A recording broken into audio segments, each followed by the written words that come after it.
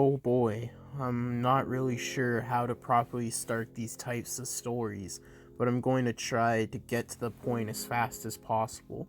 See, I'm kind of on a timer here. I'm currently writing this on one of the computers in the library at my college. As I type, I feel like I'm being watched from the shadows. I know it sounds crazy, but I need to get this story out somehow. Nobody here will believe anything I say. I'm falling behind on all of my schoolwork to the point where I might be put on academic probation. I also got fired from my part-time job because I was scaring the customers. Anyways, I want to at least do something so I can tell myself this was all worth it. Even still, it might not even matter in the end.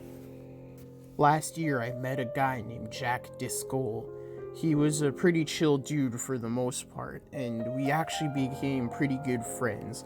My name is Ethan, by the way, and I'm currently finishing up my senior year in college.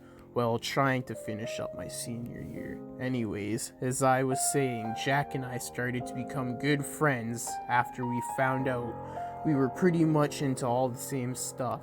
We both liked the same types of video games and the same movie genres, and even had the same taste in clothes. I had other friends, sure, but nobody that was interested in the same things I was. Sadly, this all changed last winter. Jack started hanging out with a girl from one of our classes named Alyssa. It wasn't long before he asked her out, and the two became an item. At first, I was happy for him. He never had the best luck with the ladies, so it was nice to see him with someone who genuinely liked him. We would all hang out from time to time, and she came off as a really nice girl. Hell, I even found myself getting a little jealous. About a month into their relationship, I noticed things starting to change. Jack would stop hanging out with his friends and spend more time with Alyssa.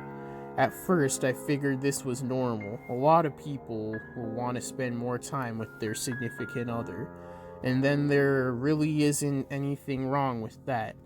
I'd still see him and we'd still play video games online together after class, so I didn't think too much of it. Then things started to get weird. One morning, the two of us were waiting in line at the cafeteria. The food at our school wasn't the best, but it was fine for what it was. We got there a little late, so the line was already pretty long, but nothing we weren't used to. Guess we should have got here earlier, huh? I laughed. Jack didn't say anything. Hey buddy, you still asleep? I joked as I nudged his shoulder. Shut up, he muttered. I was taken aback by his response since he sounded genuinely angry. I'm only joking, I explained. Did you not get enough sleep last night or what? This line is too fucking long. I need to get out of here. Some of the other students started staring at us now. Jack realized this and turned around. You got a problem, he yelled at one of the girls behind us. The girl froze and grabbed her friend's hand. Dude, what the hell? Calm down, I yelled back. I had no idea why he was acting like this. It wasn't like him at all. Jack didn't say a word. Instead, he just turned towards the door and ran out of the building. After that incident, I didn't talk to him. I did try to get his attention in class for a while, but it was no use. After a few days, I stopped trying altogether. After a week, Jack stopped showing up to class. One night, I ran into Alyssa in the hallway. I was done with classes for the day and was ready to head back to my apartment. Hey Alyssa, I said with a smile. Oh, hi, Ethan, she said, smiling back. For some reason, her smile sent chills down my spine. Why did she seem so happy when her boyfriend was clearly not doing well? I adjusted my backpack before I spoke again. So what's up with Jack? Is he okay? Alyssa looked up, almost like she was thinking of the answer to a math problem. She turned back to me and answered cheerfully. He's perfectly fine, she said with a grin. He's actually better than ever. Oh, okay, I said, clearly unconvinced. Well, in that case, could you tell him that? better than ever," she interrupted. This startled me. I wasn't sure why, but something about his girl suddenly felt sinister. She walked away, leaving me standing there in my confusion. I snapped out of the weird trance I was in. This is stupid, I thought to myself. I'll just try calling him again. I had called him before, but stopped trying when I was convinced he wouldn't pick up. That night I decided to call him up and ask if I could come over. To my surprise, he answered immediately. "Yo," Jack answered. "Hey man, what's up?" I asked. "What do you want? Is everything okay with you? You've seemed off lately." Silence. "Hello? Are you home?" "Yeah, I'm coming over." After Jack told me he was on his way, the call ended. I'm not going to lie, I was pretty scared. The tone of his voice sounded panicked, almost like he was trying to get out of whatever situation he was in. About 45 minutes after the phone call, I heard a knock at my door. "Hey," I said as I greeted Jack at the door. "What's up?" I tried to remain as calm as possible.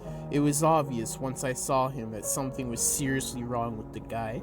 "I don't know," he whispered as his eyes darted back and forth. "Are you alone?" I nodded my head and let the poor guy in. He sat down on the old couch I had set up in front of the TV. My roommates were out for the night, so I wasn't really worried about anyone coming back anytime soon. "Dude, what's going on with turn off the lights?" I froze for a minute. "Jack, you're scaring me." "What?" "Turn off the lights. She can't find me." I did as I was told. This was turning out to be worse than I thought.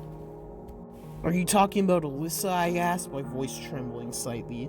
"Did she do something to you?" Jack didn't answer. I put my hand on his shoulder. "Dude, I want to help you, but there's nothing I can do if I don't know what's going on." Jack was violently tapping his fingers on his legs. He continued to stare at the ground as he answered me. "There's something wrong with her, man," he whimpered. "I think she's like part of a cult." I raised my eyebrows. I could tell he was scared, but this was a little much. Even still, she must have done something pretty messed up to him for Jack to think this way. "Why do you say that?" I asked. "Also, have you asked anyone for help? If she's scaring you that badly, you know you can go to the police, right?" "I can't." He jerked his head to face me, and I almost threw up. Jack was crying, but his tears were black. I thought I was seeing something at first, since the lights were off, but he confirmed my suspicions with what he said next. "She did this to me. I don't know how, but I know it was her." He continued to cry. The black liquid stained the couch cushions like ink. "The other night, she caught me crying these gross fucking tears and said that I was ready." What the fuck is that supposed to mean? I didn't know how to answer him. This was totally beyond my realm of understanding, and I knew there was nothing I could say that would give him any relief. "We'll figure something out," I said after about a minute of total silence. "But we should call the police. You should also go to the hospital. Whatever is going on with your eyes can't be good and needs to be looked at." Jack wiped his face with the sleeve of his hoodie.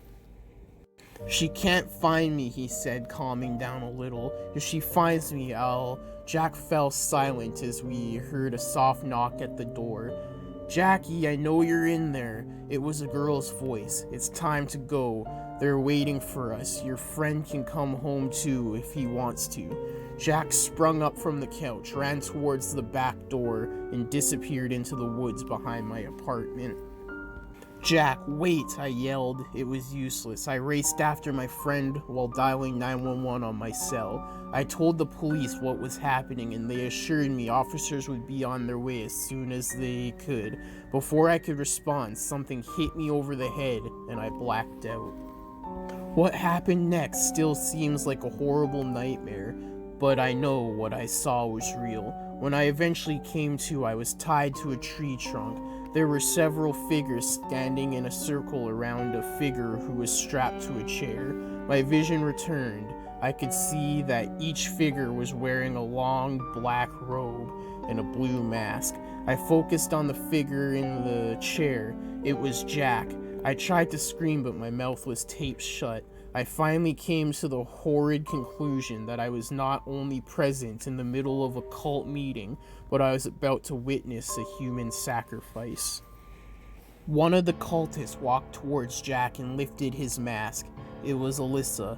Grabbing his chin, she pulled his face closer to hers and gave him a kiss. He pulled back and began swearing at the girl. I didn't blame him. I had a couple of things I wanted to say myself, but couldn't due to my own restraints. Another tall cultist began to read from an old-looking black book. As he read, a number of the other cultists swarmed Jack like hungry vultures. One cultist taped his mouth shut, while two held his chair.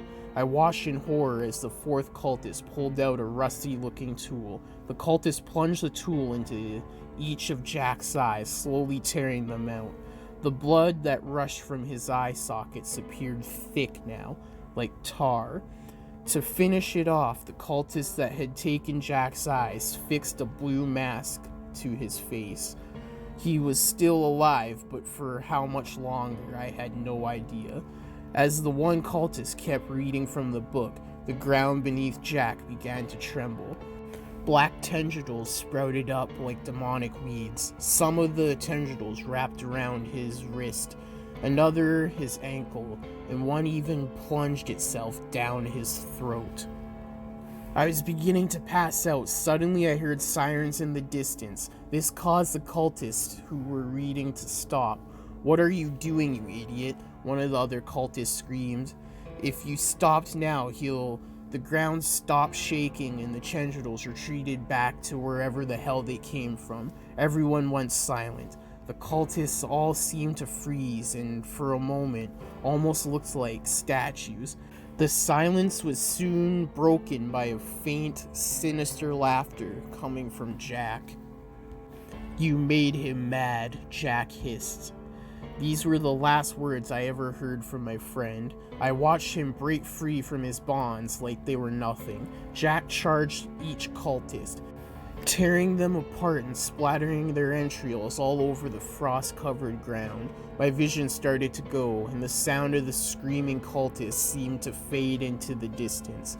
I only wish I had totally passed out before hearing the horrid crunching, the sound of bones breaking and organs being devoured.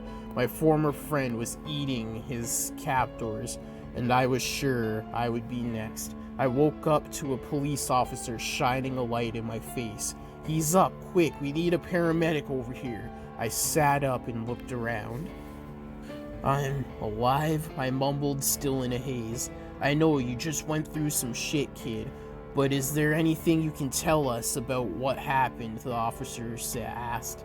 "Leave him alone," another officer ordered. "We can question him after we get him out of this hellhole. The kid's got a massive cut on his side." "Right, sorry kid." I looked down and noticed my shirt had been soaked in my own blood. I couldn't feel anything due to my current state, but it looked bad.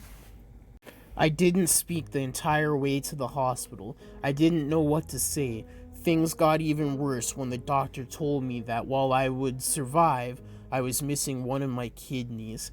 It's been a little over a year now since all this went down. Everyone has already heard about it on the news, and the school came under some heavy fire for not noticing something this big happened near their campus.